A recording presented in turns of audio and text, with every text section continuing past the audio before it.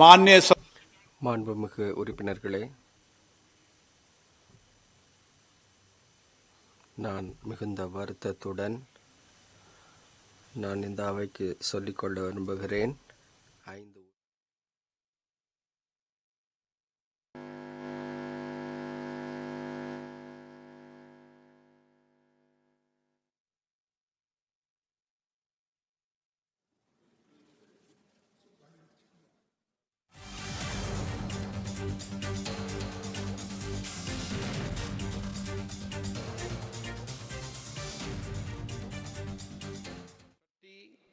9वीं, 13वीं और 14वीं लोकसभा के सदस्य रहे। वे वर्ष 1994 से 99 तक राज्यसभा के सदस्य भी रहे। प्रोफेसर मल्होत्रा ने लोक लेखा समिति, सरकारी उपकरण संबंधी समिति, परिवहन और पर्यटन संबंधी समिति, सरकारी आश्वासन संबंधी समिति के सभापति के रूप में अपनी सेवाएं दी। वे अन्य कई संसदीय समितियों के सदस्य भी रहे। वे 2008 से 2013 तक दिल्ली विधानसभा में नेता प्रतिपक्ष भी थे। प्रोफेसर विजय कुमार मल्होत्रा का निधन 93 वर्ष की आयु में 30 सितंबर 2025 को नई दिल्ली में हुआ। श्री रवि नायक गोवा के पणजी संसदीय निर्वाचन क्षेत्र से 12वीं लोकसभा के सदस्य थे। वे 6 कार्यकाल के लिए गोवा विधानसभा के सदस्य रहे तथा तत्कालीन गोवा, दमन एवं दीव विधानसभा के सदस्य भी रहे। उन्होंने क्रमशः गोवा के मुख्यमंत्री, उप मुख्यमंत्री के रूप में 2 कार्यकालों तक अपनी सेवाएं दी। वे गोवा सरकार में विभिन्न विभागों की मंत्री के रूप में भी उन्होंने सेवाएं दी। वे गोवा विधानसभा में नेता प्रतिपक्ष भी रहे। श्री रवि नायक का निधन 79 वर्ष की आयु में 15 अक्टूबर 2025 को गोवा में हुआ। श्री धर्मेंद्र राजस्थान के बीकानेर संसदीय क्षेत्र से 14वीं लोकसभा के सदस्य थे। वे कृषि संबंधी संसदीय समिति के स्थायी सदस्य रहे। श्री धर्मेंद्र ने भारतीय सिनेमा में 6 दशकों से अधिक अपने उत्कृष्ट करियर में 300 से अधिक फिल्मों में काम किया। कला और भारतीय सिनेमा में श्री धर्मेंद्र को विशेष योगदान के लिए 2012 में पद्म भूषण से भी सम्मानित किया गया और 1997 में उन्हें film care life style achievement award से भी सम्मानित किया गया। श्री धर्मेंद्र का निधन 85 वर्ष की आयु में 24 नवंबर 2025 को मुंबई में हुआ। श्री प्रकाश जायसवाल उत्तर प्रदेश के कानपुर संसदीय निर्वाचन क्षेत्र से டெல்லியில் நாடாளுமன்ற குளிர்கால கூட்டத்தொடரானது தொடங்கியிருக்கிறது. தொடர்பான விவரங்களை செய்தியாளர் கவியரசன் வழங்க கேட்கலாம். கவியரசன், விவரம். வணக்கம் சதார். பெரும் எதிர்பார்ப்புக்கு இடையே நாடாளுமன்ற குளிர்கால கூட்டத்தொடர் இன்று தொடங்கியிருக்கிறது. இன்று முதல் வரும் 19ஆம் தேதி வரை இந்த கூட்டத்தொடர் நடக்க இருக்கிறது. இதுல 2-3 முக்கியமான விஷயங்கள். ஒன்று, நம்ம தமிழகத்தைச் சேர்ந்த திரு சி.பி. ராதாகிருஷ்ணன் அவர்கள் குடியரசு துணைத் தலைவராக பொறுப்பேற்று நடத்தக்கூடிய முதல் நாடாளுமன்ற கூட்டத்தொடராக இது அமைந்திருக்கிறது. ஒன்று. இன்னொன்று, பீகார்ல தேசிய ஜனநாயக கூட்டணி பெற்ற பெரிய வெற்றிக்கு பிறகு இந்த கூட்டத்தொடர் நடக்கிறது. மூன்றாவது, டெல்லியில கடந்த மாதம் நடைபெற்ற பயங்கரவாத தாக்குதலுக்கு பிறகும் இந்த கூட்டத்தொடர் நடைபெறுகிறது. இந்த 3 காரணங்களால இந்த கூட்டத்தொடர் ஒரு மிக முக்கியத்துவம் வாய்ந்ததாக கருதப்படுகிறது. இதுல சுமூகமாக கூட்டத்தொடரை நடத்தணும் அப்படின்னு அரசு சார்பில் அனைத்து கட்சி கூட்டம் நடத்தப்பட்டது. எப்பவுமே நாடாளுமன்ற கூட்டத்தொடர் கூடுவதற்கு முன்பாக இது போன்ற அனைத்து கட்சி கூட்டங்கள் நடத்தப்படுவது வழக்கமானது. அந்த அடிப்படையில இந்த முறையும் கூட்டி எல்லாரும் கடந்த முறை நாடாளுமன்றம் சரியா நடக்கல, அலுவல்கள் பாதிக்கப்பட்டது, எதிர்கட்சிகள் அமளியில ஈடுபட்டதுனால, அதனால இந்த முறை கொஞ்சம் சுமூகமா நடத்துறதுக்கு எதிர்கட்சிகள் எல்லாம் ஒத்துழைக்கணும் அப்படின்னு அரசு தரப்புல கேட்கப்பட்டது. ஆனா எதிர்கட்சிகளை பொறுத்த வரைக்கும் எஸ்ஐஆர் தொடர்பாக விரிவான விவாதத்தை நடத்தணும் அப்படிங்கிறதுல அவங்க அதை வலியுறுத்தி இருக்கிறாங்க. அதே போல இந்த டெல்லியில நடந்த பயங்கரவாத தாக்குதல் உளவுத்துறையோட தோல்வி அப்படின்னு அவங்க குற்றம் சாட்டிட்டு வர்றாங்க. அதை பத்தியும் பேசணும் அப்படின்னு அவங்க சொல்லியிருக்கிறாங்க.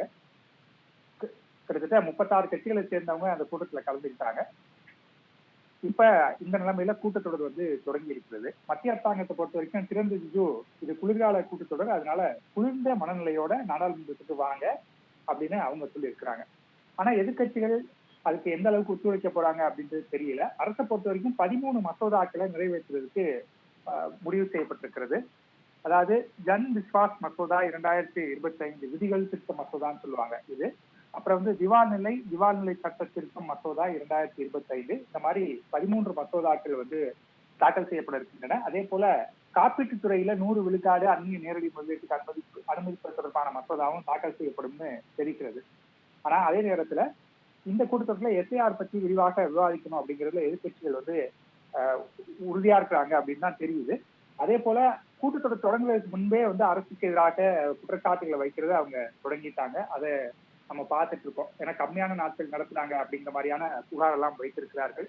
மொத்தமாக இதுல என்ன நடக்க போகுது, போன முறை மாதிரி இந்த முறையும் அலுவல்கள் பாதிக்கப்படுமா அல்லது இந்த முறையாவது ஆக்கப்பூர்வமான நடவடிக்கைகளை எடுக்கிறதுக்கு எதிர்கட்சிகள் வந்து ஒத்துழைப்பாங்களா அப்படிங்கறதெல்லாம் நம்ம கொஞ்சம் பொறுத்திருந்து பார்க்கணும். பிரகாஷ்,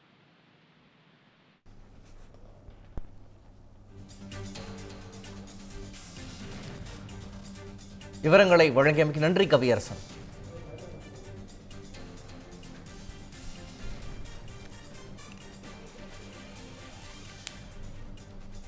जीवन के हर क्षेत्र में बेहतर प्रदर्शन करने के लिए प्रेरणा मिली है।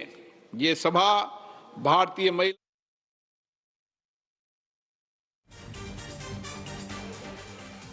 and through your guidance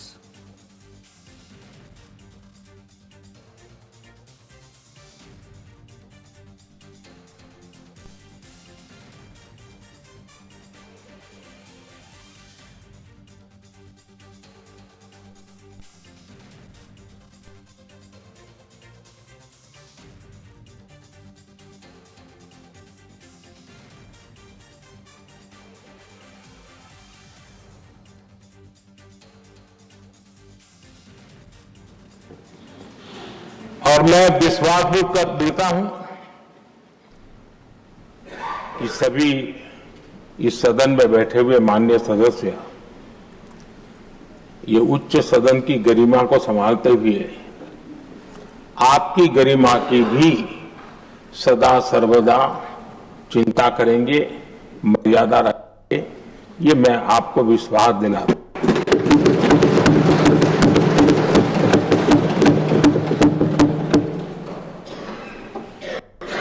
हमारे सभापति जी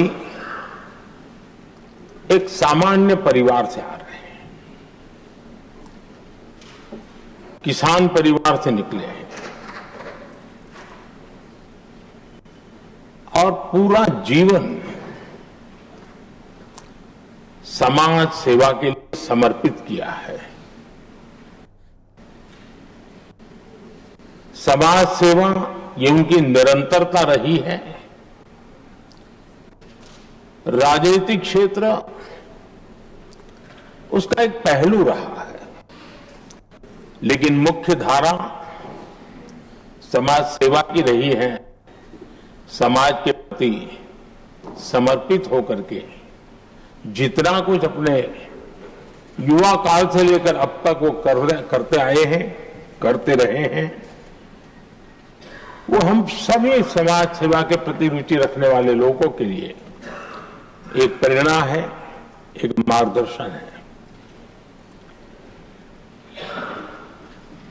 सामान्य परिवार से, सामान्य समाज से, सामान्य राजनीतिक जहां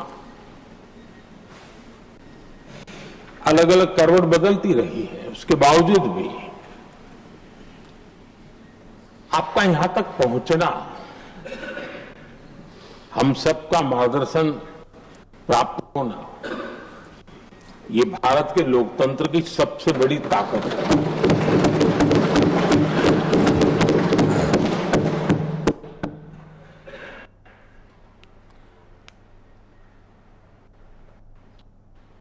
सद्भाग्य रहा है कि मैं आपको लंबे अरसे से परिचित रहा हूं, सार्वजनिक जीवन में साथ साथ काम करने का अवसर भी मिला है। लेकिन प्रधानमंत्री के रूप में जब मुझे यहाँ दायित्व मिला और जब मैंने आपको अलग अलग जिम्मेवारियां काम करते देखा, तो मेरे मन पर अतिशय सकारात्मक भाव जगना बहुत स्वाभाविक था। क्वायर बोर्ड के चेयरमैन के रूप में हिस्टोरिकली हाईएस्ट प्रॉफिट वाली इंस्टीट्यूशन में कन्वर्ट करना, यानी आपका किसी संस्था के प्रति समर्पण को कितना विकास किया जा सकता है और कैसे दुनिया में उसकी एक पहचान बनाई जा सकती है, वो आपने करके दिखाया। आपको भारत के कई क्षेत्रों बहुत कम लोगों को ऐसा अवसर मिलता है। आप झारखंड में, महाराष्ट्र में, तेलंगाना में, पुडुचेरी में राज्यपाल, लेफ्टिनेंट गवर्नर अलग अलग दायित्व संभालते रहे। और मैं देखता हूं झारखंड में तो आदिवासी समाज के बीच जिस प्रकार से आपने अपना नाता बना दिया था, जिस प्रकार से आप छोटे छोटे गांव तक दौरा करते थे, वहां के मुख्यमंत्री बड़े गर्व के साथ इन बातों का जब भी मिलते थे जिक्र करते थे। और कभी कभी वहां के राजनेताओं के लिए भी चिंता होती थी कि हेलीकॉप्टर हो या न हो, इसकी कोई परवाह किए बिना गाड़ी है, आप चलते रहते थे। रात को छोटे छोटे स्थान पर रुक जाना, ये जो आपने एक अपना सेवा भाव था, उसको राज्यपाल के पद पर रहते हुए भी जिस प्रकार से आपने उसको एक नई ऊंचाई दी, इससे हम भली भांति परिचित हैं। मैंने आपको एक कार्यकर्ता के रूप में देखा है, एक सहयोगी के रूप में हम साथ काम किए हैं, सांसद के रूप में देखा है, अलग अलग पदों पर देखते हुए आज यहां पर पहुंचे। लेकिन मैंने एक बात महसूस की है कि आमतौर पर सार्वजनिक जीवन में पद पर पहुंचने के बाद कभी लोग पद का भार अनुभव करते हैं और कभी कभी प्रोटोकॉल में दब जाते हैं। लेकिन मैं देखा है कि आपको और प्रोटोकॉल का कोई नाता है, आप प्रोटोकॉल के परे रहे। मैं समझता हूं सार्वजनिक जीवन प्रोटोकॉल से मुक्त जीवन की एक ताकत होती है और वो ताकत हम हमेशा आप में अनुभव करते रहे हैं और ये हमारे लिए गर्व का विषय है। आदरणीय सभापति जी, आपके व्यक्तित्व में सेवा, समर्पण, संयम, इन सभी बातों से हम भली भांति परिचित हैं। वैसे आपका जन्म तो डॉलर सिटी में हुआ और उसकी एक अपनी पहचान है, लेकिन उसके बावजूद भी आपने अपनी सेवा का क्षेत्र अंत्योदय को, आपने हमेशा एक डॉलर सिटी के भी उस तबके की चिंता की जो दबे कुचले और कुछ वंचित परिवार थे, उनकी चिंता की। आदरणीय सभापति जी, मैं उन दो घटनाओं का जरूर जिक्र करना चाहता हूं जिसको कभी मैंने आपसे, आपके परिवारजनों से भी सुना है और जिसने आपके जीवन पर बड़ा प्रभाव पैदा किया है। बाल्यकाल में अविनाशी मंदिर के तालाब में आपका डूबने की संभावनाओं के बीच की अवस्था आपके लिए हमेशा रहा है कि मैं डूब रहा था, किसने बचाया, कैसे बचाया, मैं बच गया। और ईश्वर ने कुछ आप पर कृपा की, इस प्रकार का भाव आपके परिवार के लोग हमेशा बताते हैं। और दूसरा जो हम सब बहुत बारीकी से जानते हैं, जब कोयम्बटूर में लाल कृष्ण आडवाणी जी का यात्रा होने वाली थी, उसके कुछ समय पहले एक भयानक बम ब्लास्ट हुआ, 60-70 लोग मारे गए, भयंकर बम ब्लास्ट था। और उस समय आप बाल बाल बच गए। इन दोनों में जब आप ईश्वरीय शक्ति का संकेत देखते हुए अपने आप को समाज के प्रति अधिक समर्पित भाव से काम करने की जो आपने वजह के रूप में उसको कन्वर्ट किया, ये अपने आप में एक सकारात्मक सोच से बना हुआ जीवन का प्रतिबिंब है। आदरणीय सभापति जी, जो एक बात मैं जानता नहीं था लेकिन अभी मुझे पता चला, आप अभी उपराष्ट्रपति बनने के बाद काशी गए थे और आपका काशी का दौरा था, तो एक सांसद के नाते स्वाभाविक रूप से मेरा मन नोट्स वहां सब कुछ ठीक ठाक हो रहता है। लेकिन आपने वहां एक बात बताई जो मैंने सुनी, मुझे मेरे लिए नई बात थी। आपने वहां कहा कि आप वैसे तो नॉनवेज के आदी थे, लेकिन जब पहली बार आप काशी गए थे जीवन में और काशी में पूजा वगैरह की, मां गंगा को अपने आशीर्वाद प्राप्त किया मां गंगा से, और पता नहीं आपके भीतर एक संकल्प जगा और उस दिन से आपने तय किया कि आप अब नॉनवेज नहीं खाएंगे। अब ये कोई न कोई सात्विक भाव, कोई नॉनवेज खाने वाले बुरे हैं ऐसा मैं नहीं कह रहा हूं, लेकिन आपके मन में काशी की धरती पर विचार आया, तो एक सांसद के नाते मेरे लिए भी एक स्मरण रखने वाली एक घटना के रूप में मैं उसको हमेशा याद रखूंगा।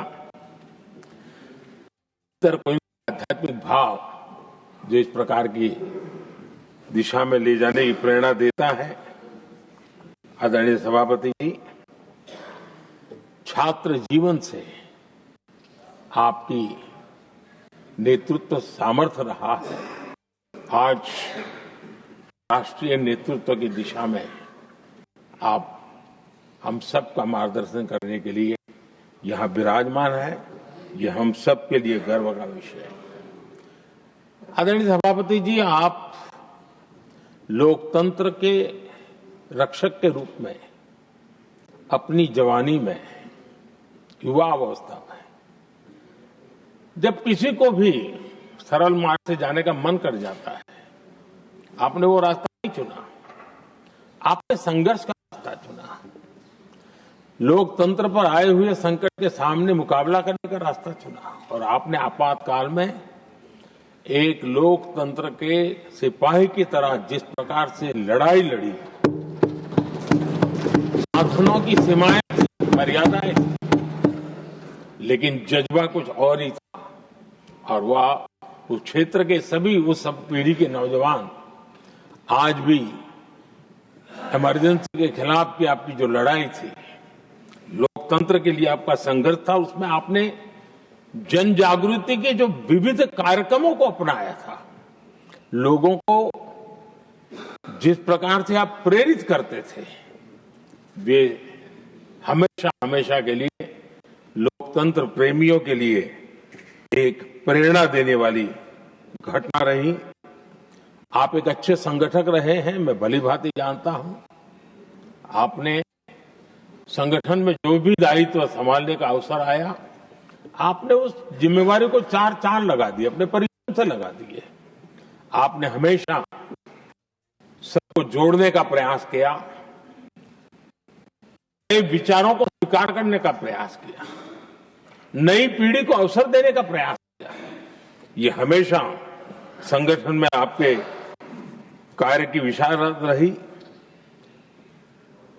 कोयम्बटूर की जनता ने आपको सांसद के रूप में यहां सेवा करने के लिए भेजा, और तब भी आपने सदन में रहते हुए हमेशा उस क्षेत्र के विकास के लिए बातों को बड़ी प्रमुखता से लोगों के सामने रखा, सदन के सामने रखा। ये आपका लंबा अनुभव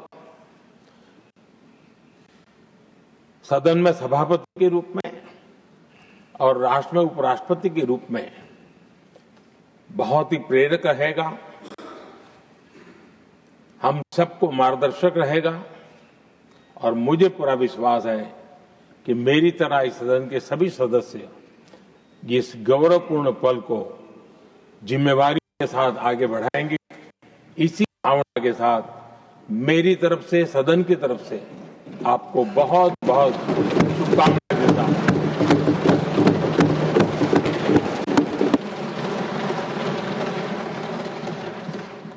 Honorable Deputy Chairman. आदरणीय सभापति, वडक्कम,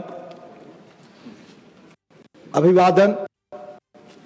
यह सुखद संयोग है कि लगभग 7.5 दशकों बाद डॉक्टर सर्वपल्ली राधाकृष्णन जी, जो तमिलनाडु में जन्मे, देश के सर्वोच्च पंचायत के उच्च सदन के पहले सभापति और देश के पहले उपराष्ट्रपति बने, उन्हीं महान शख्सियत के उत्तराधिकारी के रूप में आज आप उसी महान विरासत और दायित्व को संभाल रहे हैं।